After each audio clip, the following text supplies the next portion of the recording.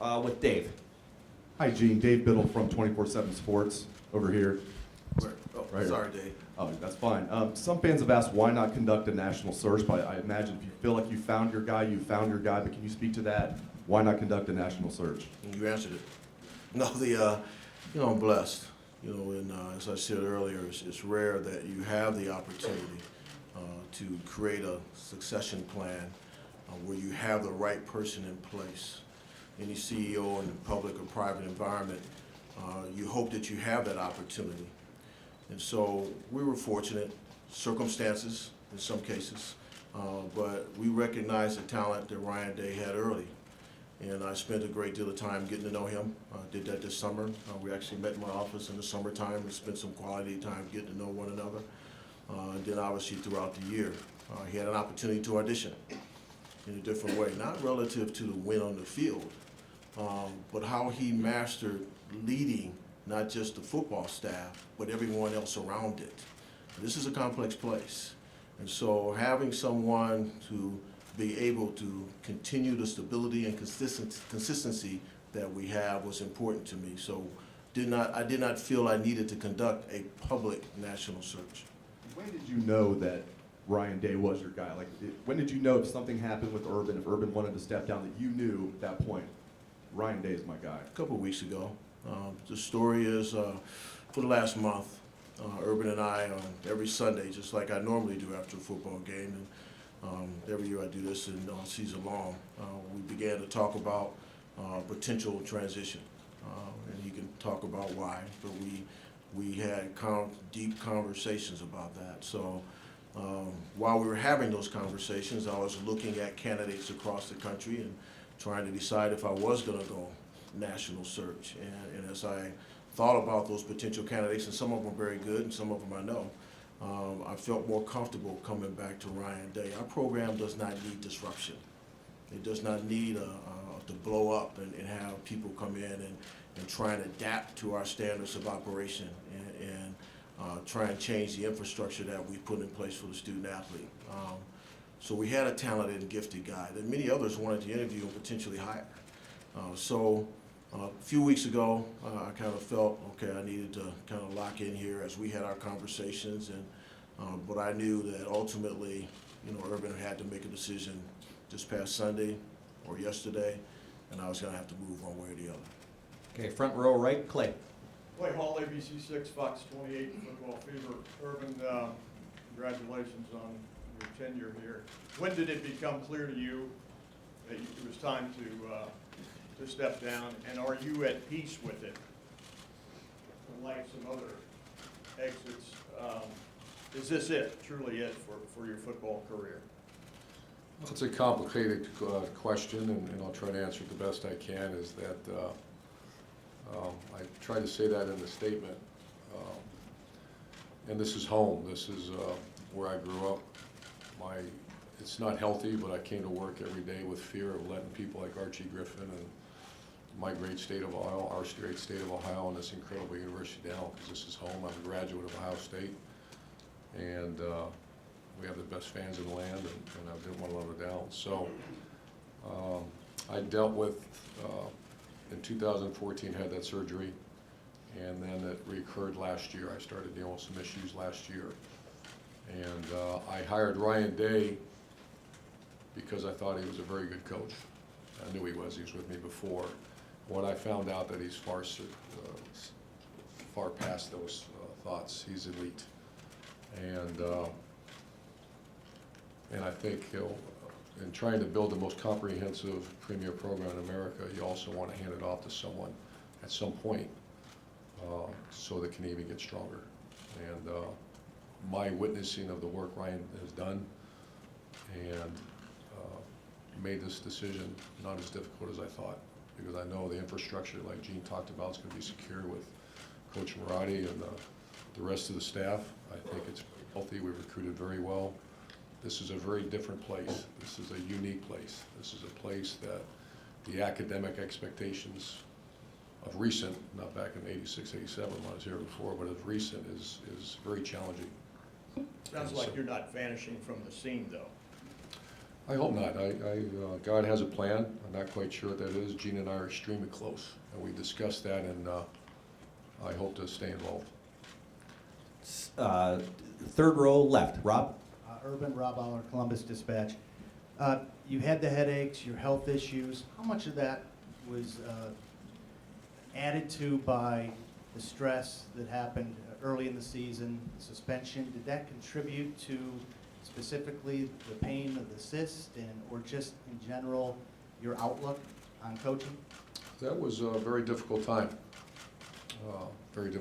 But this has been, I've had to deal with headaches for many years, and it came to a head in 2014, and then again last year, and then this year as well. So as a difficult time that was, that didn't have an impact as much on the headaches, but it did have an impact.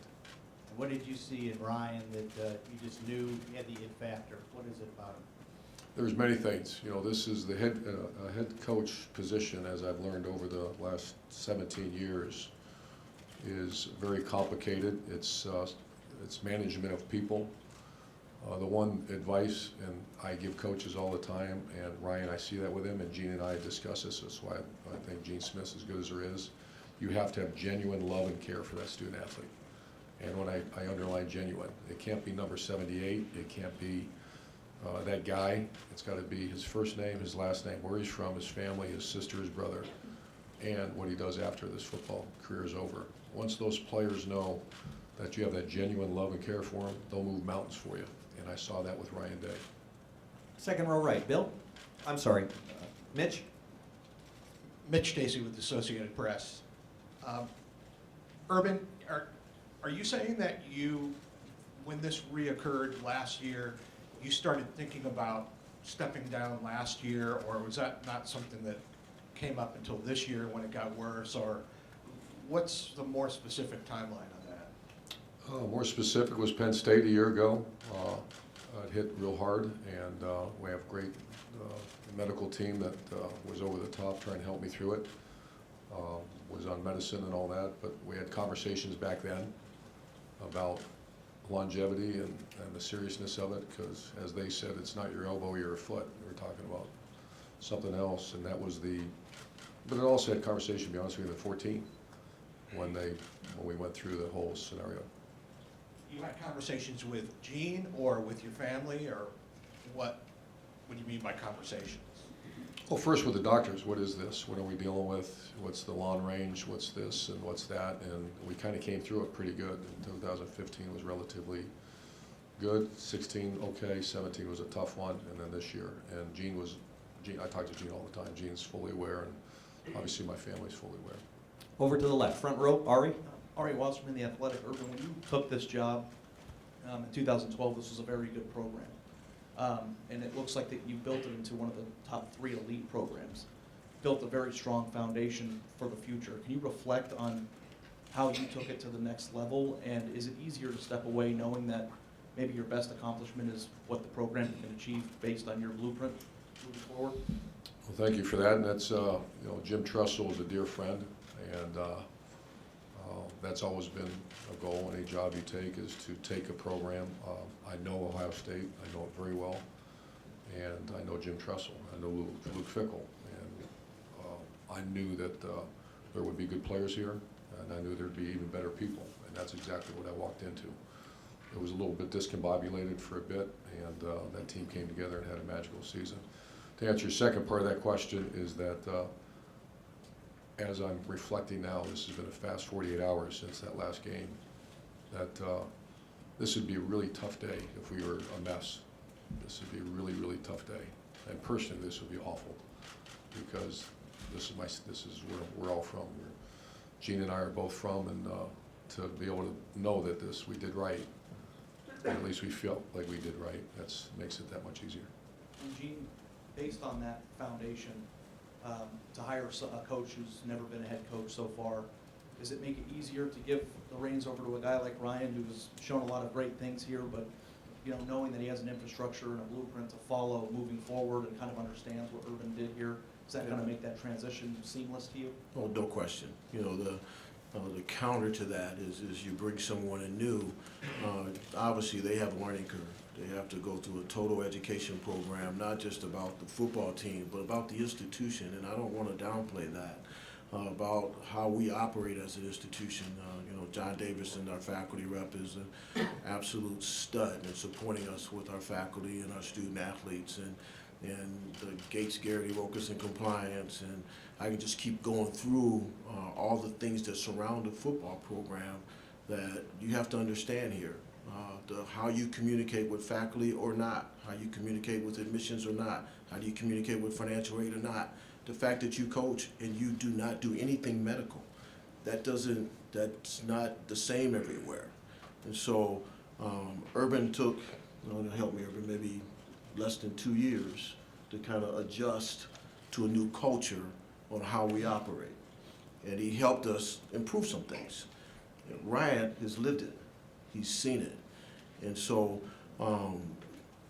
one of the greatest responsibilities of a coach is personnel management. There's over 70 people in the Woody Hayes Athletic Facility. And so for us to have a person with his high IQ and EQ, with the understanding of what we're all about to step into this leadership role, significant. Now, if he wasn't talented, I wouldn't have him here. If he couldn't X and O, let's be clear. He got to win ball games. He know that, okay?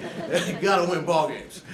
But it takes a lot of understanding about our environment in order to position our young people to win those ball games. And all of our coaches get that. Steve Rollick is here, our men's ice hockey coach, and he's built a phenomenal program because he's embraced what we're all about. And so it's just a long answer to your question, but that's how I got comfortable with where I am. Over here to the right, Bill. Bill Rabinowitz, Columbus Dispatch, for Ryan. Along those lines, you're replacing somebody with Urban Meyer's success. Ohio State's not hired a first-time head coach other than Luke Fickle since 1946.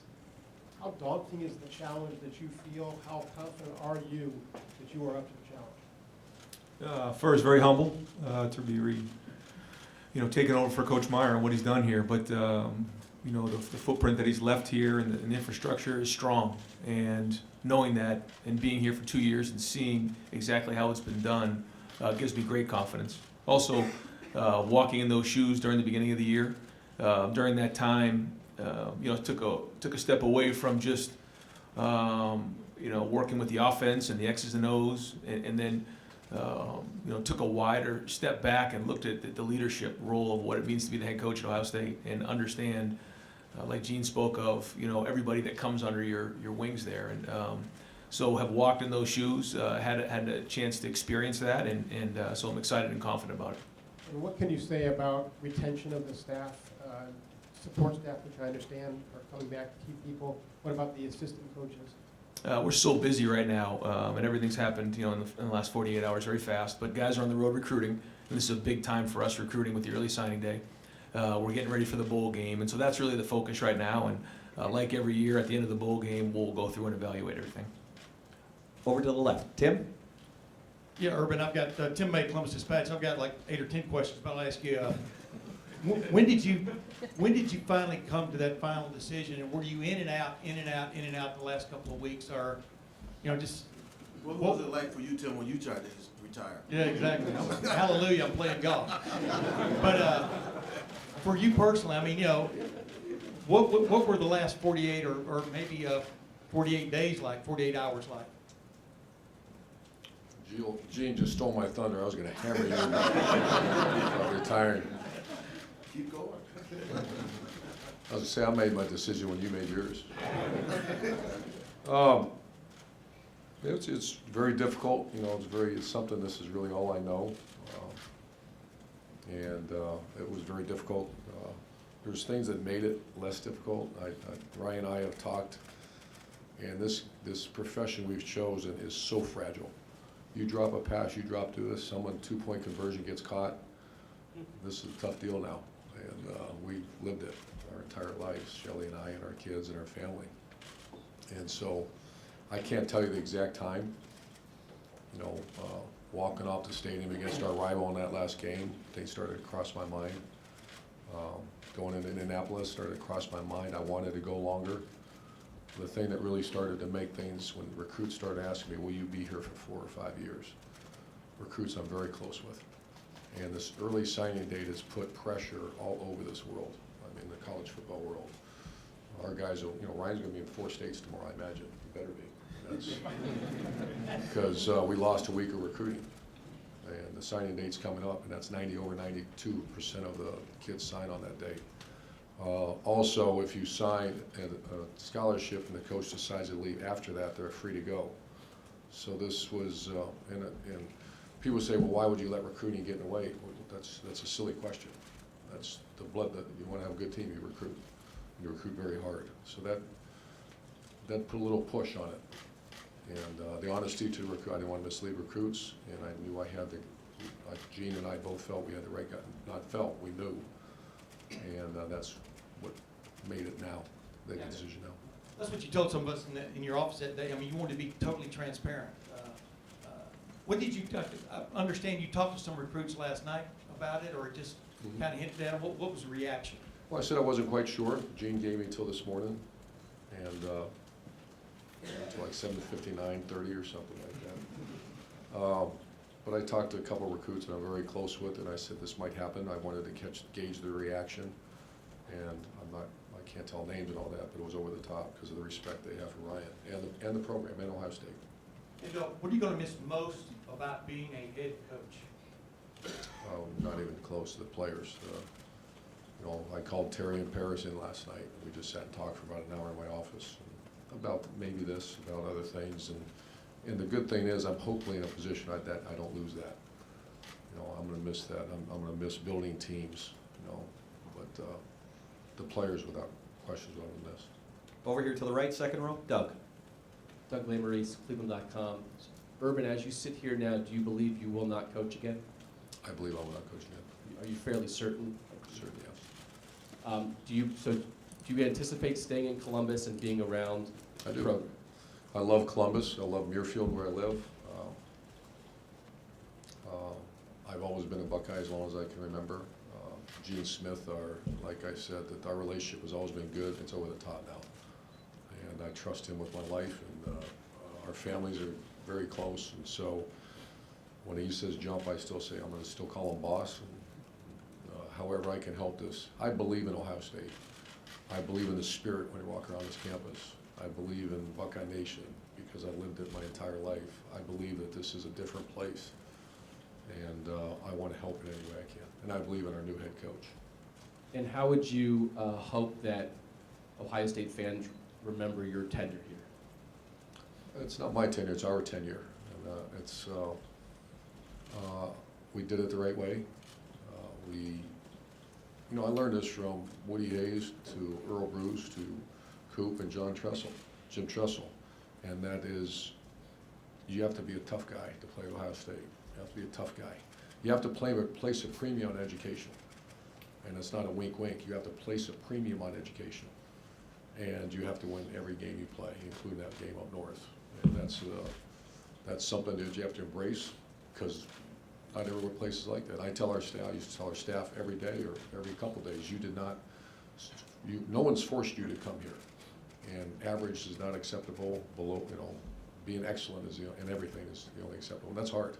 That's a tough challenge, and I look forward to watching Ryan continue that challenge. Front row left, Bill. Bill Landis from The Athletic. Urban, I believe you were 37 the first fall you were hired at Bowling Green. 36. 36. Could you imagine being that age and taking over Ohio State as a first-time head coach and what that might be like? No chance. But I also didn't, I wasn't knee-deep in it like he was, he earned a lot of responsibilities that I gave him over the years, and then obviously he's 3-0 as the coach already before we start, and he's very unique to be able to handle that. This might be for both Urban and Ryan. How does recruiting work for the next three or 4 weeks? Do you recruit together? Ryan, do you recruit now moving forward as the head coach of Ohio State? Just how do you manage that dynamic now? Ryan will be the head coach out recruiting. I'll visit with recruits on campus, and then I'll have conversations with them if they feel necessary, because I'm still very close with all that class. Ryan, could you address that too, just that dynamic now as you transition for the same time? Yeah, I mean, after we get done here, it's gonna be a sprint to get out and get in homes and get around some of the families. Obviously, a lot of relationships that are already built there, some other ones on, especially on defense that maybe aren't as strong yet, but, you know, the response has been great, response has been strong, and excited to get on the road. Over here to the right, third row, Austin. Austin Ward from Letterman Row. Urban, when you talked 4 or 5 weeks ago about your health, it seemed as if you were torn between the competitor that you've always been that would want to coach forever and the grandfather, buddy that needed to be with his family. Is that ultimately what won out? Is the health situation unmanageable going forward? Is that what this came from? Or could you continue coaching as you are right now? The style of coaching that I've done for 33 years is a very intense, very demanding, very, I see Ben there, he knows exactly what we're talking about, that you can ask our former players the expectation and the way I've been, and I've tried to delegate more and CEO-ish more, and the product started to fail. And I had to go right back to, I just can't, first I didn't feel like I was doing right by our players and by Gene. And the challenge was, can I continue to do that in that style? And Ryan, as you take over here, what is the top, most important lesson that you've learned from Urban that you'll take into the first full-time day on the job? I don't think there's one I could put my finger on. There's so much on a daily basis, and there's so much that goes into this job. From the recruiting end to it, to the infrastructure that's built in the most comprehensive program in all of America. Like Coach talks about from A to Z. If you're a recruit who comes to look at Ohio State, there's no other place in America that takes care of students, student athletes better than Ohio State. And understanding how to manage that, understanding how to manage the staff on a daily basis, and what it means to be the head coach here. And the gentleman in the far left, and then right after that, Dan Hope, I want you to grab it, and Dan Murphy, you after that, but I'm gonna come over here. Gentleman in the far left. Sure. Tom Bosco with ABC6 here in Columbus. This question for Coach Meyer. How do you feel you were treated during the summer and the investigation and suspension in the whole Zach Smith affair, and did that affect this decision today? I've addressed, all due respect, I've addressed that in several different times. The decision was a result of accumulative events, and health number one, the fact that we have an elite coach on our staff, the fact that our program is very healthy, we recruited very well, all played a significant role in this, and I can't say this is the reason, this is the reason, but there's cumulative reasons that we're at this point. Would you say the summer is one of those, in Sure. that accumulation? Sure. Over here to the right, fourth row, Brianna. Brianna McNair from Buckeye TV. Coach Urban Meyer, you know, how do you think this would have an impact on the players? Their focus is the Rose Bowl game, and so they've already had a loss with players on the team, and they may feel like they're having a loss now. How are you going to talk to them to really focus on the game? We had a great meeting this morning, and that was a concern.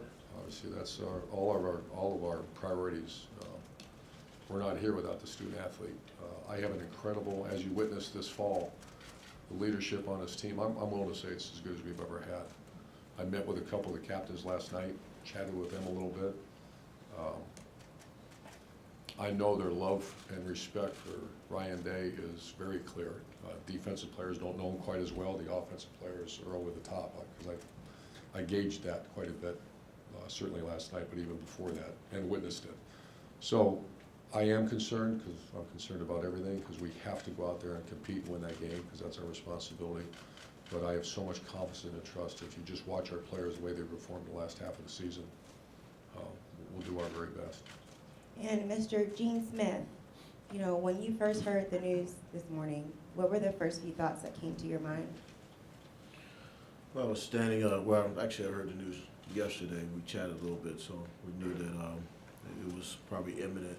And then I walked into his office this morning, and he was sitting at his desk, and I stood before him, and we looked each other in the eye, and I said it in a different way than I'm gonna say it right now. I said, if you wanna stop this thing, I'll pull the plug right now. I articulated it a little bit differently, but, at that moment, actually yesterday I knew, he and I have had conversations for a long time, but yesterday when I really knew he was there, and so he needed the extra time, but I knew he was there. Over to the far left, Dan? Dan Hope from 11 Warriors. The first question is for Ryan. Just when you're taking over a program for someone who's accomplished as much as Urban Meyer has, what are the things that you do to put your own stamp on this program and make it your own? Well, I think Coach Meyer and I's values and morals and what our beliefs are, we share a lot of the same things in common. And I think anytime there's a change in leadership, there's a different personality, there's a different style involved with it, different demeanor. But we share so much in common that there's going to be a lot that's carried over. But over the next few weeks and as we get through the bowl game and after the bowl game, we're going to work through some of those things. But most of what Coach has built here is going to stay. And as we go along, there's going to be some changes in terms of the way we do certain things. But our beliefs are strong. My second question is for Urban Meyer. What are the things that you tell Ryan? What is your advice to him in terms of how that he can take this program forward and continue to make it his own? Well, first, he's got to be him, and that was great advice to me as a young coach from Lou Holtz and Coach Bruce, that you try to be someone else. That players are smart then, they're far too smart now. You have to be real, as our strength coach, Coach Mick, always says. And the good thing about Ohio State under Gene's leadership is that the infrastructure is solid top to bottom. It's arguably the best I've ever been around. And that's talking about the academic, Coach Mick in charge of the sports performance team, player welfare, our training staff, et cetera, et cetera. When you usually go in a new program, you have to implode the whole thing. And you only have so much, and I actually talked to Ryan about this, you have a pie of energy, and your family and faith, don't touch that. I've touched that before, and it starts to implode. That creates issues for you. Don't touch that. The other part of your time, you got to divide it up somehow. And if you're interviewing academic people, if you're interviewing trainers and trying to find a strength coach, et cetera, you're cutting into the lifeblood, and that's his focus. Go recruit. Go recruit.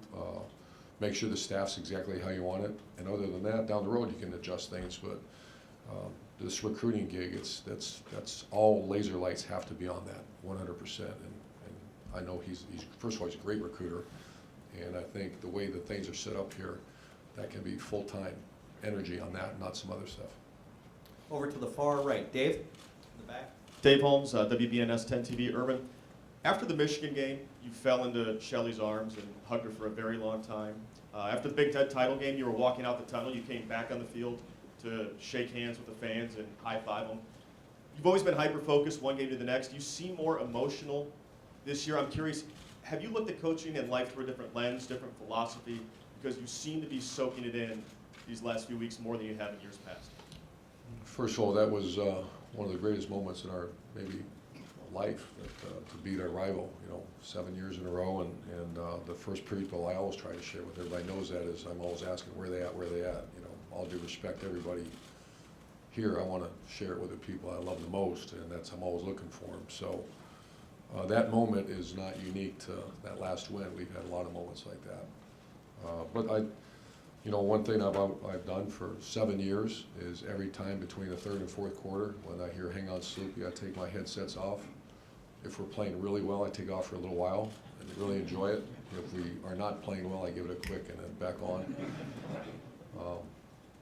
I try to, and Bob Davie, the former head coach at Notre Dame, sent me a note when I first went to Bowling Green, and he says, beyond all the stuff that you have to deal with, enjoy it. Pick a time during the course of a game and just realize what you're doing and enjoy it. And I'll never forget that. I haven't forgot that for 17 years. Over to the far left, Dan. Hi, Don Millier. When and how did you the past 48 hours play out for you when you were off the job, and over the past few weeks, have you had a chance to sink in the size of the stage that you're on right now? For the past few weeks, we've been knee-deep in trying to beat our rival and trying to win the Big Ten championship. There's been no hour of the day that I've been focused on anything other than that. And so, you know, the last 48 hours happened really, really fast. And, you know, it was one of those things where, you know, Gene and I had a few really general conversations, but nothing specific at all. So when it all happened, it happened really, really fast. And Urban, as you're walking away, what do you think the suspension and the events leading to it will have an impact on your significant coaching legacy? I'm sorry, I didn't hear that. Your suspension that started this year, do you think that will have any impact on your coaching legacy as you walk away? Oh, I'm sure it will. You know, I haven't really thought that through. That was a disappointing time, obviously, but I think today, and this is about celebrating a new football coach. This is about a very strong program and a group of players that just won back-to-back championships. So, you know, the legacy is, you know, you only can control so much, and I can lie to you and say that's not important to me. That's for any human being that's important to. And people will have their opinions, and just do the best to do things the right way. Over here to the far right, and we're going to get ready to wrap it up, folks. I've got a cluster of reporters right back there, and then we'll finish up. Over here, to the right, Jared. Hi, Urban. You've been a blessed man. You've coached at some remarkable schools across the country. Now, after 7 years at this place, what is different? Why is this place unique? In your 7 years of experience, what would you pass on as what separates this job from those other great jobs? Well, this is very similar to Florida. You know, Florida's a high-end academic school with its challenges, and I think any time you try, and I'll give you a recruiting speech, how many times can you do this? Have elite national championship football with elite academics. That narrows out, you know, I'm talking to you as a recruit, that, you know, there's a lot of this. High-end football, high-end, low-end academics. And Ohio State is one of those schools that you have it all. So the challenge is there that to try to find those kind of student athletes, and this is a very unique place. Florida, like I said, very similar. The thing that makes Ohio State different is the size of this place. You know, Gene Smith, when I remember one of our early conversations said this is an extremely complex place. Gene, I've done this before, we'll be okay. No, this is very complex. You got 55,000 students, average ACT 31. You got 36 sports, right? 36 sports, over half our student athletes have over a 3.0. And the expectation, like I told Ryan Day here at Ohio State, is win every game. You forgot a couple things. Win every game. Graduate. With Gene Smith, have them over a 3.0. Every player stay out of trouble, and every player be a high draft pick. And as I usually follow with, go get it, Tiger. Okay, we'll come to the front here. Front row right, Tony. Ryan, you said that every coach wears the whistle and wants to be the Ohio State head coach. When did you know you wanted this job? Again, probably when I was growing up and watching the Buckeyes on TV and watching them play the team up north. I remember being on my grandfather's couch and watching the game, and just the respect I had for this place, and it was always a dream of mine. So that when it gets offered, what's the conversation like at home? Is there much of a decision there? No. I would say Nina couldn't quite, she wasn't sleeping last night, that's for sure. It was a surreal experience.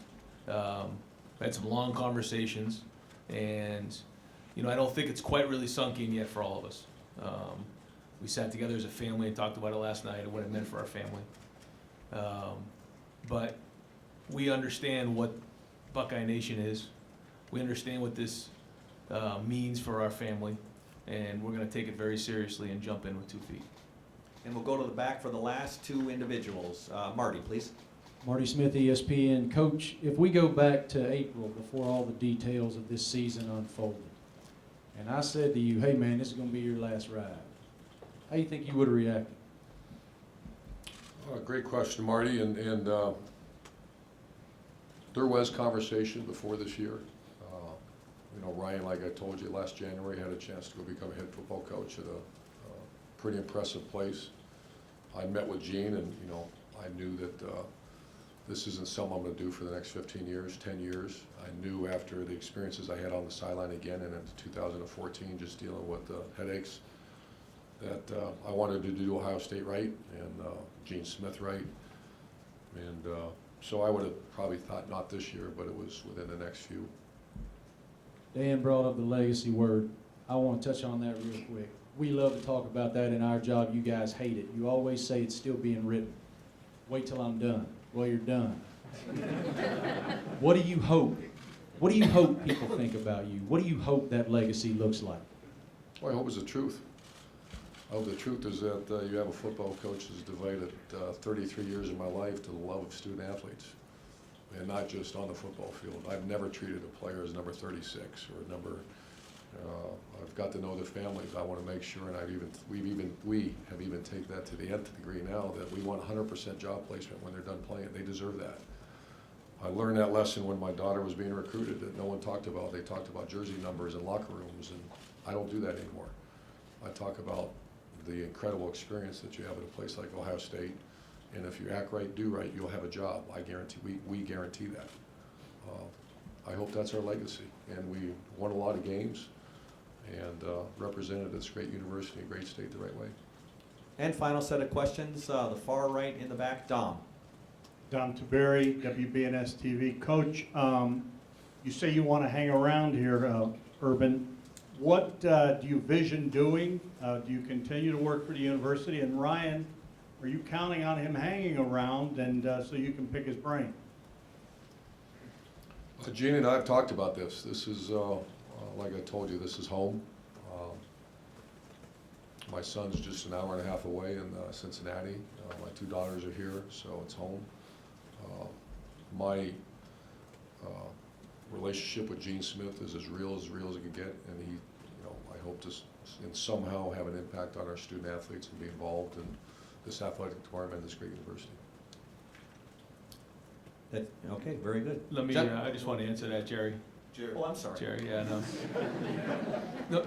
No, Coach Meyer is always going to be a resource for me personally, because how many people can say they've walked in these shoes? He's always going to be a resource that way. And then, depending on how much he wants to be involved, the door's always going to be open there.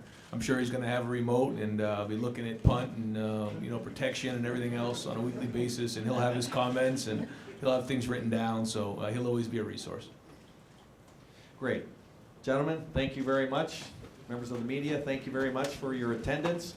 We do have a media workroom open.